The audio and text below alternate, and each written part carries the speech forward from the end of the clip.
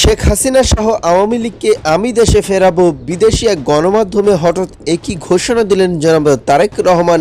তার এই বক্তব্যে পুরো দেশ তোলপাড়। তিনি কি বলছেন ভিডিও স্ক্রিনে দেখতে থাকুন বিস্তারিত। দল হিসেবে তারা যদি অন্যায় করে থাকে তাহলে দেশের আইন অনুযায়ী তার বিচার হবে, দেশের আইন সিদ্ধান্ত নেবে। তার মানে এটা আদালতের বিষয় বলে মনে করছেন? দল হিসেবে যদি অন্যায় হয়ে থাকে তাহলে তাই হবে। সোজা কথায় অন্যায়কারীর বিচার হতে হবে, তো সেটি ব্যক্তি হোক। আওয়ামী লীগের উপর নিষেধাজ্ঞা প্রত্যাহার, ব্যক্তিগত সুরক্ষা, নজরদারি ও সংস্কার সহ অন্তর্বর্তী সরকারকে 12টি সুপারিশ করেছে আন্তর্জাতিক 6টি মানবাধিকার সংস্থা। তারেক রহমানের নেতৃত্বাধীন বিএনপি নিষেধাজ্ঞার বিষয়ে তাদের অবস্থানের নমুনাও কিন্তু রাজনৈতিক মাঠে এই ভয়াবহ একটা বিভক্তির পরিবেশেও কিন্তু অটল থেকেছেন।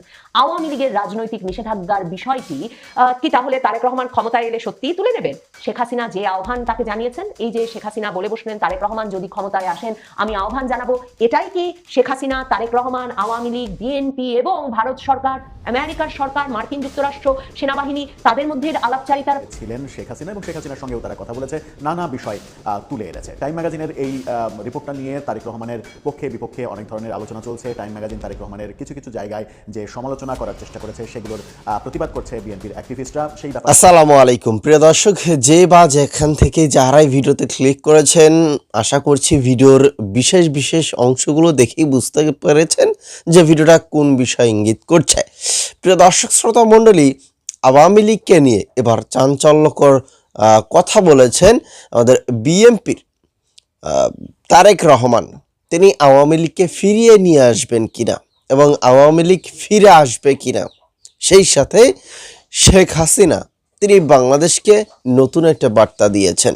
কি সেই বার্তা এবং আওয়ামী লীগ বাংলাদেশে আবারও আসছে কিনা, তারেক রহমানের এই বক্তব্যকে কেন্দ্র করে পুরো দেশে তোলপাড় যে আওয়ামী লীগকে আবারও ফিরিয়ে নিয়ে আসতে যাচ্ছে জনাব তারেক রহমান। তবে এখানে অনেক মন্তব্য আছে। কে বলছে ভোট পাওয়ার জন্য এই কথাগুলো বলছে, কে বলছে যে না বিএনপি মন থেকে চায় যে আওয়ামী লীগ আবারও বাংলাদেশে রাজনীতি করুক। এইটা তারা মন থেকেই চায়। আসলে কোনটা সত্য কোনটা মিথ্যা, এই পুরো বিষয়টা ব্যাখ্যা জানতে গেলে অবশ্যই আজকের এই প্রতিবেদনে, আজকের এই ভিডিওটি আপনাদের দেখতে হবে। আশা করছি যারা ভিডিওতে ক্লিক করেছেন সম্পূর্ণ ভিডিওটি দেখবেন। কি মনে হচ্ছে আপনাদের সেটাও লিখবেন কমেন্ট বক্সে। চলেন আমরা দেখে আসি মূল আলোচনাটুকু। লীগের রাজনৈতিক কার্যক্রমে যে নিষেধাজ্ঞা আছে সেটা তুলে নিতে তারেক রহমানের সক্রিয়তার বিষয়টি, সেটা একরকম ভারতে বাংলাদেশে দুতরফেই বারবার আলোচিত হচ্ছিল। তারেক রহমানের বিরুদ্ধে নির্বাচনী প্রচারণার সময় জামায়াতে ইসলামী, তাদের মূল প্রতিদ্বন্দ্বী, তার নেতা সৈয়দ মোহাম্মদ তাহের তো বিভিন্ন নির্বাচনী প্রচারণায় বলেই বেড়াচ্ছেন যে ভারতের সঙ্গে 3 চুক্তি করে তারেক রহমান বাংলাদেশে ফিরেছেন। তার প্রথম চুক্তিটি হচ্ছে এই যে তিনি বাংলাদেশে ফ্যাসিবাদীদের পুনর্বাসন করবেন, বাংলাদেশে তিনি আওয়ামী রাজনীতির আবারও প্রবেশাধিকার দেবেন, তাদেরকে পুনর্বাসিত করবেন।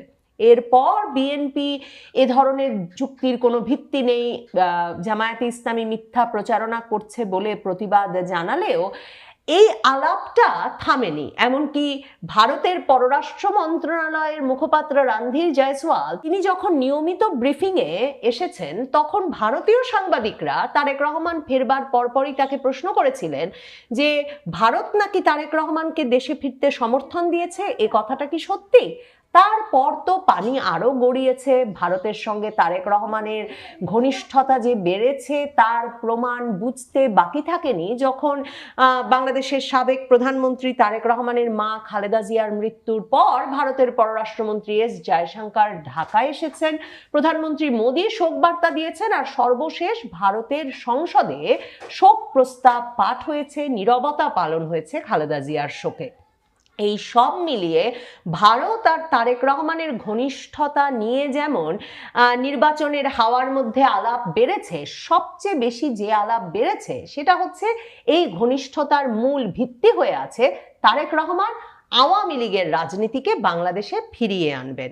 শেখ হাসিনা সাম্প্রতিক এক সাক্ষাৎকারে, ভারতীয় সংবাদ মাধ্যম উইয়ান নিউজকে দেওয়া এক সাক্ষাৎকারে সরাসরি বলেছেন যে তারেক রহমান যদি ক্ষমতায় আসেন তাহলে তার উচিত হবে আওয়ামী লীগের ওপর থেকে নিষেধাজ্ঞা তুলে নেওয়া, আওয়ামী লীগের রাজনৈতিক কার্যক্রমে নিষেধাজ্ঞা তুলে নেওয়া। কারণ শেখ হাসিনা তারেক রহমানকে বলছেন যে একটা কার্যকর বিরোধী দল ছাড়া গণতন্ত্র শক্তিশালী হতে পারে না এবং আওয়ামী লীগ প্রস্তুত একটা কার্যকর বিরোধী দলের ভূমিকা পালন করতে। শেখ হাসিনা উইয়ন নিউজের ওই সাক্ষাৎকারে, যে সাক্ষাৎকারে তাকে প্রশ্ন করা হয়েছিল যে তারেক রহমান আর বিএনপিকে কি বিশ্বাস করা যায়, তখন তিনি একদিকে যেমন বলেছেন তারেক রহমান জনগণের টাকা লুটপাট করে লন্ডনে আরামে নির্বাসনে 17 বছর কাটিয়ে এখন একটা ভালো সময়ে দেশে ফিরে এসেছেন। তিনি যেমন বলেছেন যে বিএনপি সুযোগ পেলেই খুব স্বল্পমেয়াদী লাভের জন্যেও চরমপন্থীদের সঙ্গে হাত মিলিয়ে ফেলতে পারে, সেটাই বিএনপিকে নিয়ে তার সবচেয়ে বেশি শঙ্কা। এই সব কথা যেমন তিনি বলেছেন, তেমনি Sheikh Hasina I would urge them to, মানে আমি বিএনপির প্রতি, তারেক রহমানের প্রতি আহ্বান জানাবো যে সংসদীয় গণতন্ত্র পুনঃপ্রতিষ্ঠায় আবারও ফিরিয়ে আনতে যাতে আওয়ামী লীগের ওপর থেকে নিষেধাজ্ঞা তুলে নেওয়া হয়।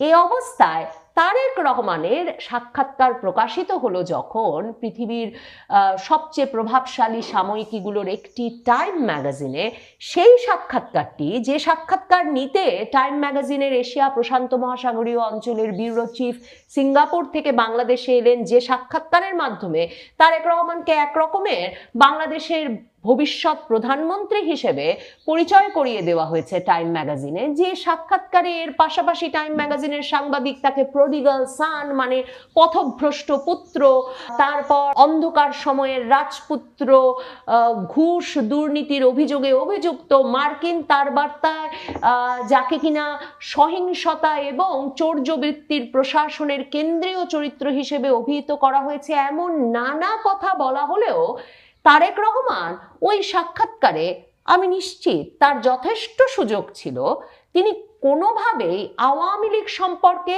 শেখ হাসিনা সম্পর্কে কোনো নেতিবাচক বাক্য বা শব্দ উচ্চারণ করেন নাই।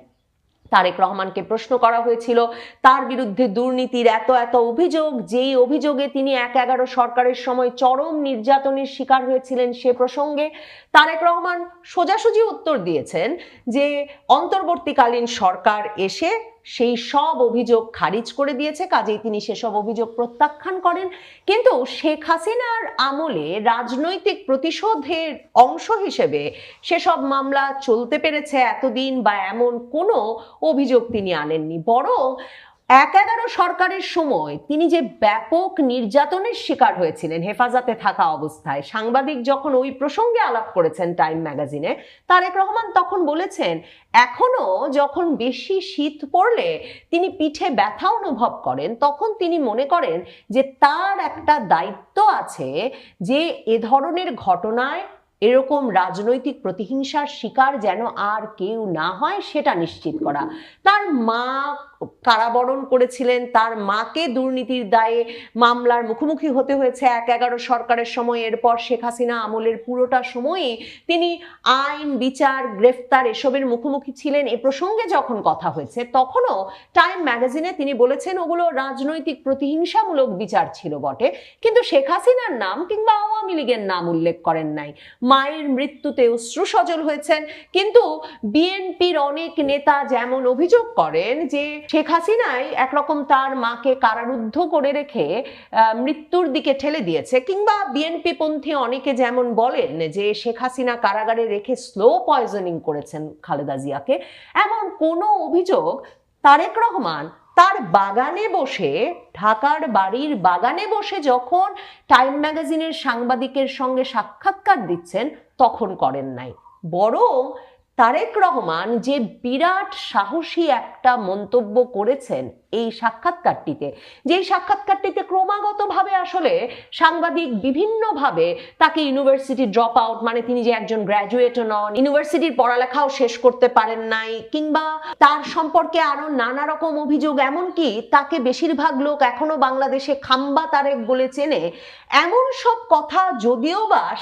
দর্শক, গত রাতে আমরা দেখেছিলাম বিশ্বখ্যাত টাইম ম্যাগাজিনে তারেক রহমানের ছবি দিয়ে তাকে মূল লিড করে সংবাদ পরিবেশন হয়েছিল, বিশাল একটা প্রতিবেদন প্রকাশ করা হয়েছিল, যেখানে একটা বড় অংশ জুড়ে ছিলেন শেখ হাসিনা এবং শেখ হাসিনার সঙ্গেও তারা কথা বলেছে, নানা বিষয় তুলে এনেছে। টাইম ম্যাগাজিনের এই রিপোর্টটা নিয়ে তারেক রহমানের পক্ষে বিপক্ষে অনেক ধরনের আলোচনা চলছে। টাইম ম্যাগাজিন তারেক রহমানের কিছু কিছু জায়গায় যে সমালোচনা করার চেষ্টা করেছে সেগুলোর প্রতিবাদ করছে বিএনপির অ্যাক্টিভিস্টরা। সেই ব্যাপারগুলো যখন দেখছি তখন আজকে আবার শেখ হাসিনা উঠে এসেছেন আন্তর্জাতিক গণমাধ্যমে। বিশ্বের অন্যতম প্রভাবশালী সংবাদ মাধ্যম এপিতে আবারও সাক্ষাৎকার দিয়েছেন শেখ হাসিনা। এ নিয়ে দ্বিতীয়বারের মতো এই ঘটনা ঘটল।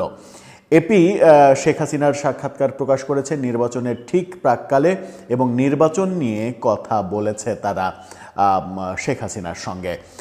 নির্বাচন নিয়ে তার ভাবনা, নির্বাচন নিয়ে আওয়ামী লীগের কর্মকাণ্ড, যখন বাংলাদেশ সরকার আওয়ামী লীগের কর্মকাণ্ড নিয়ে উদ্বেগ প্রকাশ করছে এবং নির্বাচনের দিন কিংবা তার আগে যে কোনো ধরনের সহিংসতা হলে তার দায় আওয়ামী লীগকে নিতে হবে এরকম কথা বলছে।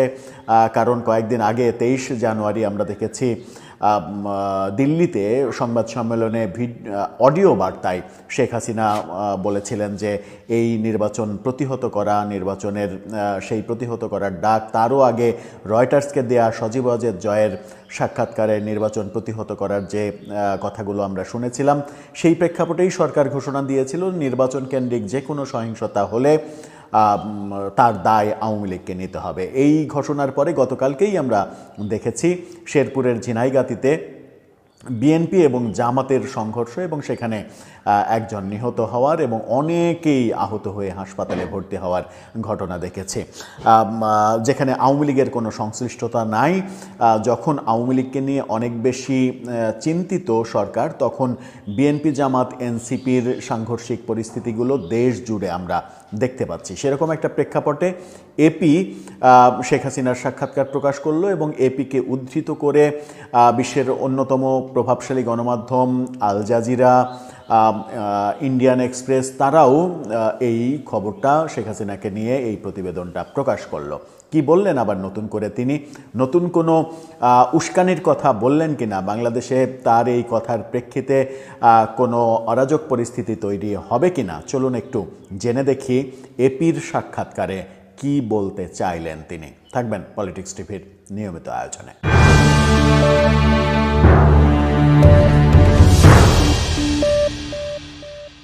দর্শক, বলছিলাম বিশ্বের অন্যতম প্রভাবশালী সংবাদ মাধ্যম অ্যাসোসিয়েট প্রেস এপি, সেখানে শেখ হাসিনার সাক্ষাৎকার এবং একই সাথে আল জাজিরা এবং ইন্ডিয়ান এক্সপ্রেস সহ বিশ্বের অনেক সংবাদ মাধ্যমে এটা প্রকাশিত হয়েছে।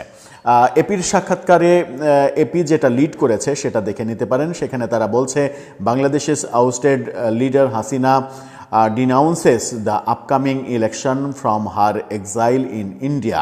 অর্থাৎ বাংলাদেশে নির্বাসিত প্রধানমন্ত্রী শেখ হাসিনা ভারতে তার নির্বাসন থেকে আসন্ন নির্বাচনের নিন্দা করছেন, নির্বাচনের নিন্দা জানিয়েছেন। ঠিক একই রকমের শিরোনাম দিয়ে আল জাজিরা তাদের শিরোনাম করেছে, আলাদা একটা ছবি দিয়ে। সেই শিরোনামটা দেখে নিতে পারেন। সেখানে তারা বলছে, exiled leader Hasina denounces upcoming Bangladesh election after party ban. এই কথা তারা যখন বলছে তখন আমরা দেখছি ইন্ডিয়ান এক্সপ্রেসের শিরোনামটা দেখে নিন। ইন্ডিয়ান এক্সপ্রেস বলছে, বাংলাদেশের ousted leader Hasina denounces the upcoming election from her exile in India.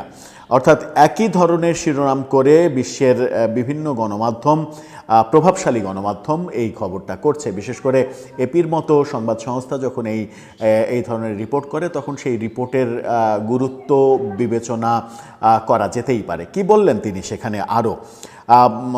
সেখানে বলা হচ্ছে, ভারতের নির্বাসিত জীবন থেকে বাংলাদেশের ক্ষমতাচ্যুত নেত্রী শেখ হাসিনা তার দলকে নির্বাচনে অংশগ্রহণ থেকে নিষিদ্ধ করার পর দেশে আসন্ন নির্বাচনের তীব্র সমালোচনা করেছেন, যা আগামী মাসে অনুষ্ঠিতব্য গুরুত্বপূর্ণ নির্বাচনের আগে উত্তেজনা আরও বাড়িয়ে তুলতে পারে। অর্থাৎ শেখ হাসিনা যে ভাষায় কথা বলেছেন তাতে করে উত্তেজনা বাড়তে পারে এবং সরকারের নতুন করে চিন্তার ভাঁজ সম্পর্কে কোনো মতামত থাকলে লিখবেন আপনাদের মতামত। এবং আওয়ামী লীগকে নিয়ে জনাব তারেক রহমান যে সাক্ষাৎকার দিয়েছেন এবং সাবেক প্রধানমন্ত্রী শেখ হাসিনা তিনি দেশে ফেরার বিষয়ে যে গুঞ্জনের যে কথাগুলো বলেছেন এগুলো আসলেও বাস্তব হবে কিনা, এবং আপনারা অনেক লোকে বলছেন যে জয় বাংলা জয় বঙ্গবন্ধু এই স্লোগান তো থাকবে, সেই সাথে জনাব তারেক রহমান যে আওয়ামী লীগকে ফেরাতে চাইছে এখন শুধুমাত্র ভোট পাওয়ার জন্য। বিএনপি কীরকম আসলে চাটুকার দল সেটা আমরা সকলেই জানি।